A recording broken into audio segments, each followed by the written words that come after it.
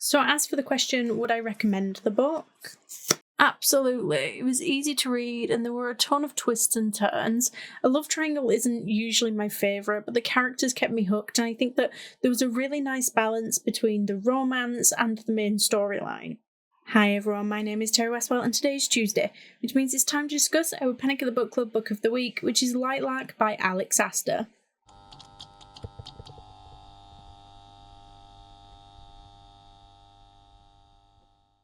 And a Happy New Year to everyone. I know we only took a couple of weeks off filming, but somehow it feels like it's been forever since I last filmed one.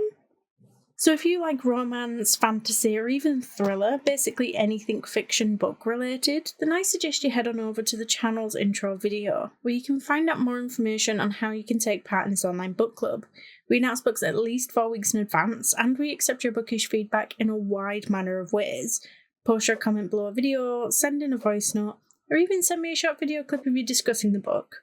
Alternatively, you can just send me a direct message. Welcome to the Centennial. Every 100 years, the island of Lightlark appears to host the Centennial, a deadly game in which only the rulers of the 6 realms are invited to play. The Centennial offers the 6 rulers one last chance to break the curses that have plagued their realms for centuries. Each ruler has something to hide, and each realm's curse is uniquely wicked. To destroy the curses, one ruler must die. Isla Crown is the young ruler of Wildling, a realm of temptresses cursed to kill anyone they fall in love with. They're feared and despised, and they're counting on Isla to end their suffering by succeeding at the Centennial. To survive, Isla must lie, cheat, and betray, even when love complicates everything. So this is a spoiler-free section, where first we'll discuss any spoiler-free points, before moving on to a clearly marked section of the video, which will contain spoilers and more specifics about the book. And when I say that there'll be a spoiler warning, I mean it, because just as I was about to start reading this book, I was scrolling through a certain social media platform and came across a video on this book and had zero warning before I got a spoiler. There wasn't anything in the caption, there was nothing on the actual video itself to say that there was going to be a spoiler. I mean, granted, it wasn't a huge one, it's something that you find out a few chapters in, but still it was incredibly annoying, so there will be no spoilers until the actual warning. So for some unknown reason, perhaps no reason at all, let's start with the usual, which is the chapter lengths. I think they were all somewhere around that 10-page mark, which to me I think is the ideal length for a chapter. I think it had a nice amount of world building. It was fairly simple and really easy to read, but it was still able to paint this really nice picture of these unique realms. I think it's got a great balance for those who might not necessarily be into more complex epic fantasies, but in fact prefer a more chilled out high fantasy with a side of romance and love triangle and betrayal. And I mean betrayal, because nobody can be trusted. I rated this one 5 stars, but what I will say is that it was one of the last books of 2024, so I may have been feeling a little bit generous, however I did really enjoy it. The suspense, the twists, the betrayals, and the romance, it was all there, and I think that it was great for someone who already loves the genre, but it also works as an introductory to romantasy, and it's even suitable for a YA audience. If I had to compare this to any other book, it would be, Powerless, Once Upon a Broken Heart, or Serpent and the Wings of Night. Although, like those first 2 suggestions, it's suitable for a YA audience, so although there's a lot of romantic tension, there isn't really any spice.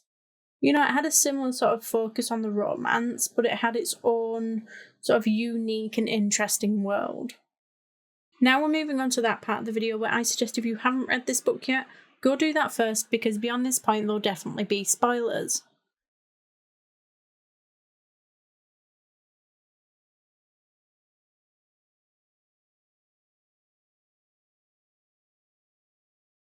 This ending kind of had me mad, because am I wrong, or is Grimm clearly the better choice? This is my problem with love triangles. I mean, maybe it just reflects my deep passion for dark romantasy, but I would take the dark mystery brooding guy over the golden-haired Gryffindor any day. I mean, any other option just ends up annoying me, or ends up in me rewriting the character in my head anyway. But Oro, or whatever his name was, he clearly betrayed her as well, and I know he had his reasons, but so did Grimm, yet for some reason, his was not only forgiven, but completely forgotten about, swept under the rug like it never even happened. Like, outing her like that and telling the others that she had no powers without any warning and putting her life at risk wasn't his call to make. There was a better way of doing it. So this woman has been pretending her whole life to have these magical powers. Everyone believed it for ages. And yet you're telling me you couldn't let her in on the plan because her betrayal needed to seem genuine. Like, are you kidding me? She couldn't have faked that as well.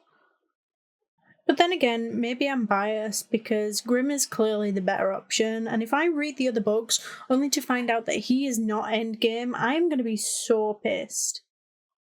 So as for the big twist, I don't think I can strictly say that I saw it coming because I didn't, but quite early on I did question whether or not Celeste was really trustworthy.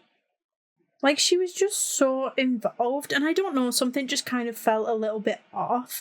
But then as I got to know the characters, I don't know, I just kind of thought this was a lot of dedication for someone if they weren't in fact friends. But as it turns out, Celeste/Aurora has a hell of a lot of dedication and patience. It was a hell of a betrayal. Not to mention the betrayal of Isla growing up to believe that she had no power at all was a hell of a long-winded plan. So as for the question, would I recommend the book? Absolutely. It was easy to read and there were a ton of twists and turns. A love triangle isn't usually my favourite, but the characters kept me hooked, and I think that there was a really nice balance between the romance and the main storyline. So will I be reading any more by Alex Aster? Absolutely. But unfortunately, I feel like I find myself saying that quite a lot. So I'm currently in the middle of quite a few different series. So my plan is to try and catch up with some of them first before moving on to the next one in this series. But let me know what you thought. Did you enjoy the book? Next week, we'll be discussing The Seven Husbands of Evelyn Hugo by Taylor Jenkins Reid. So don't forget to get your thoughts and comments in by Sunday the 12th of January at the latest to be a part of the discussion. You can now do this on YouTube, TikTok, Instagram, or Discord. The following week will be Quicksilver by Callie Hart. But don't forget, if you do need a little bit longer to read a book, we do announce the next 4 books down below along with the discussion dates. That way you can choose a genre that best suits you and the best time frame to read it in.